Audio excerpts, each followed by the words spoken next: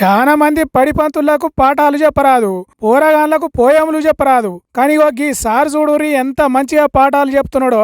కుర్చీలో కూర్చొని చదువు చెప్తే పిల్లలకు అక్షరం ముక్క వస్తలేదని నేల మీద వండుకొని నిద్రపోకుండా అక్షరాభ్యాసం నిండుగా చెప్తున్నాడు. ఓ సారు లేవు, బాగానే కష్టపడుతున్నావు, అక్షరాలు బాగానే దిద్దిపిస్తున్నావు, లేచి కొద్దిసేపు రెస్ట్ తీసుకో అన్నట్టు ఎవరో చెప్పే వరకు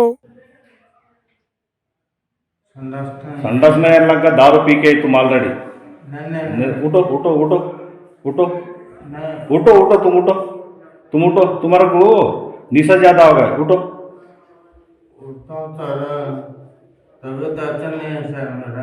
అరే ఊటో ఓటో అని ఎందుకు లేపుతున్నారు? పంతులకు లేవస్తలేదు చదువు చెప్పి చెప్పి. అయినా బడిలో పిల్లలకు పండుకొని పాఠాలు చెప్తున్న పంతులను డిస్టర్బ్ చేసుడు మీకు న్యాయం కాదుల్లా. ఇంక అట్లనే చెప్పని చదువును. రోజు ఇట్లనే చెప్తున్నావా పాఠాలు? ఇట్లనే పండుకొని చెప్తున్నావా చదువు అని అడుగుతున్నారు. మరి అట్లా కాకుంటే ఇంకెట్లా చెప్తారు అన్నట్టు పంతులు గారు చూస్తున్నారు. కొమ్రంభీం ఆసిఫాబాద్ జిల్లా జైనూరు మండలం సుకూత్పల్లి అనే ఊరిలో ఉన్న బడిలో చదువు చెప్తాడట విలాస్ అనే ఈ పంతులు. పేరుకు తగ్గట్టు విలాసాలకు అలవాటు పడి కడుపు నిండా దాగచ్చి ఓ స్వర్గంలో తేలుతున్నాడట. అందుకే నువ్వు ఉండేది బడిలో కాదు సారు, బార్ షాపులా అన్నట్టు సస్పెండ్ చేసి ఇంటికి పంపించిర్రట. ఇక ఇప్పుడు తనను ఆపేటోళ్లే ఉండరు కావచ్చు.